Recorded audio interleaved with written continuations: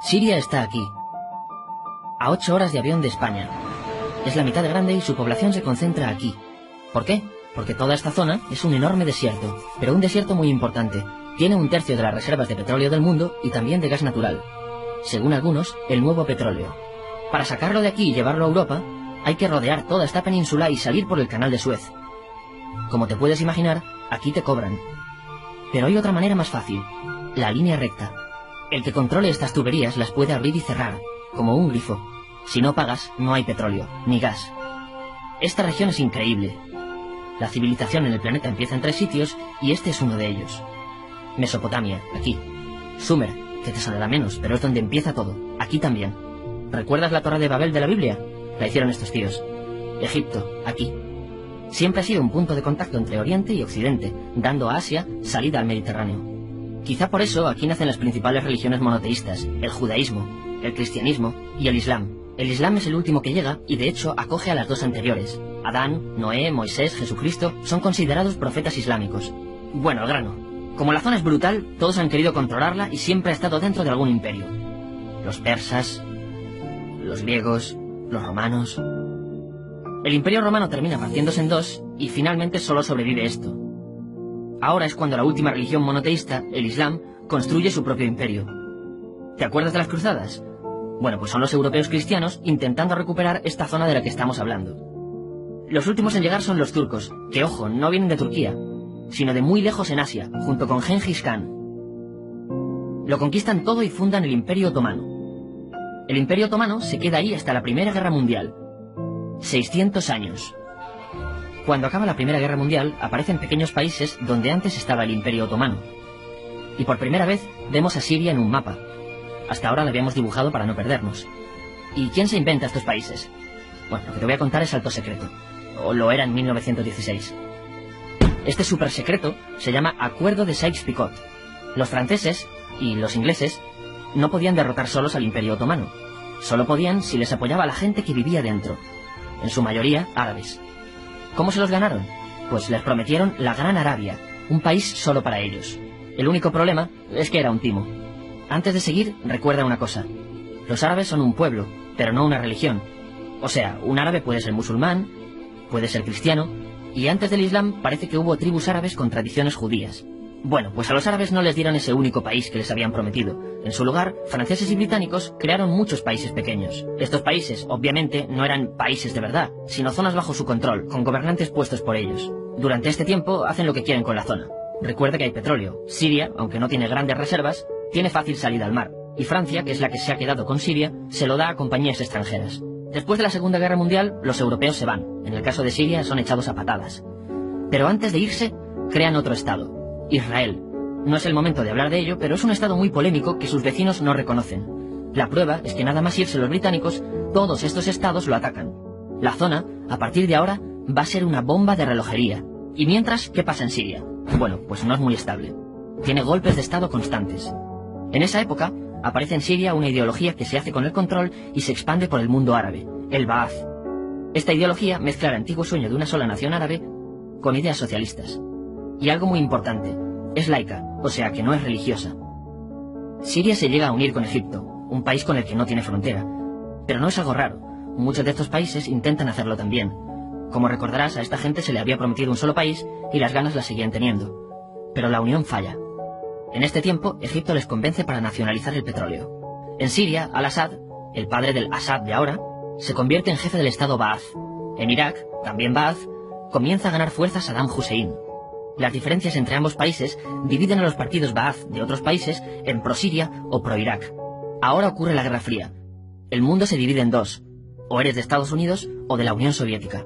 Son años muy movidos en los que se pegan constantemente con Israel, invaden su vecino Líbano y comienza una oposición islamista al régimen Ba'ath de Assad. Los hermanos musulmanes. Vale, volvamos atrás un momento. Recuerdas que la mayoría de árabes eran musulmanes, ¿verdad? Bueno, pues dentro de los musulmanes hay 2 ramas fundamentales. Suníes, la mayoría, y chiíes. En el caso de Siria, a pesar de ser un estado laico, los gobernantes como Assad y los jefes militares eran chiíes, los cuales representan menos del 13%. En cambio, casi el 70% de la población es suní. Un dato curioso es que los cristianos son casi el 10%. Que los chiíes controlen el gobierno y ejército mosquea a la población suní, y ese sentimiento es aprovechado por los hermanos musulmanes, islamistas radicales suníes. Estos toman las armas en la ciudad de Hama, en contra del gobierno, y Assad acaba con la revuelta a costa de matar miles de civiles y encarcelar a mucha gente. En el año 2000, Assad padre muere, y le sucede Assad hijo. Ante las presiones, libera a muchos presos, trae internet y esperanzas de cambio. Hay un periodo de gran debate político y aparece la oposición. También vuelven los hermanos musulmanes. Los siguientes años son difíciles. Arrestan a la oposición. Y Bush incluye Siria en el eje del mal, y esto la isla. Está mal visto negociar con Siria. Los kurdos, un pueblo que vive repartido por varios países de la zona, comienzan a protestar también. Hay represión y muertos. En 2011, te sonará esto, ocurre la Primavera Árabe. ¿Qué es esto? Bueno, es una protesta que se va propagando por todos los países árabes pidiendo más democracia.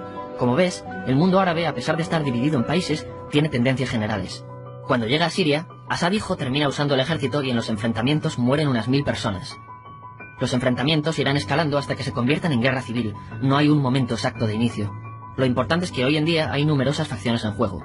Vamos a verlas. Pero primero piensa en que todo está dividido entre chiíes, la minoría, y suníes, la mayoría. Chiíes, y además laicos, o sea, no religiosos, son el gobierno de Al-Assad. Controla todo esto, que si recuerdas son básicamente las zonas chiíes del país, y está enfrentado al resto.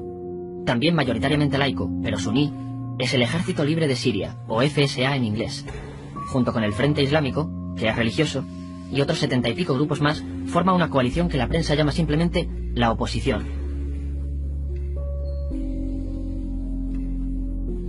También suníes e islamistas, pero radicales, son Al-Nusra, llamados Al-Qaeda en Siria porque son básicamente eso, Al-Qaeda en Siria. Otros islamistas radicales son el ISIS o Estado Islámico. Salen de Al-Qaeda en Irak, controlan la mayor parte de Siria e Irak y se han hecho famosos por sus atrocidades. Su objetivo teórico impacta a muchos. Es un Estado Islámico a lo largo de Asia, África y Levante. Aunque a ti ya te suena, ¿verdad? En naranja tenemos al pueblo kurdo, que recordarás porque el presidente Al-Assad lo reprimió, al igual que gobiernos de países próximos también lo hacen. Ahora controlan militarmente esta zona. Antes de terminar, repasemos los apoyos internacionales a fecha de octubre de 2015. Las fuerzas de Al-Assad son apoyadas por Rusia, que ya tenía base militar en el país antes del conflicto, Irán y China. Todos son países de lo que Europa llama Oriente. En contra de Assad, apoyando a la llamada oposición, luchan Estados Unidos, Turquía, Francia, Gran Bretaña y Arabia Saudí.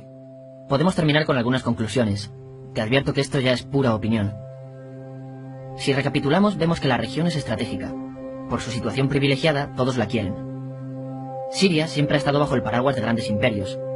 Piensa que hace 100 años la actual Francia era Francia. Gran Bretaña era Gran Bretaña. Pero es que hace 200 también, y hace 300 también, y hace 400 también.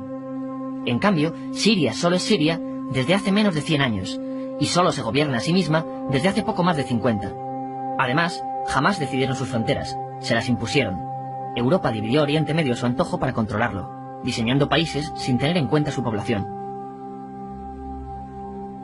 Muchos historiadores dicen que todo pueblo tiene la necesidad de manejar su propio destino, pero estos ingredientes que hemos visto juegan en contra de proyectos como la Siria Ba'ath, que encima usa la represión para mantenerse. En última instancia, lo que producen es una guerra civil. En este contexto no es extraño que aparezcan actores que se alimenten de la desesperación, el sentimiento suní de opresión y la visión de Occidente como invasor. ISIS usa la identidad árabe y la mitología de antiguos imperios. Cuando quieras entender el presente, pregúntate, ¿y el pasado?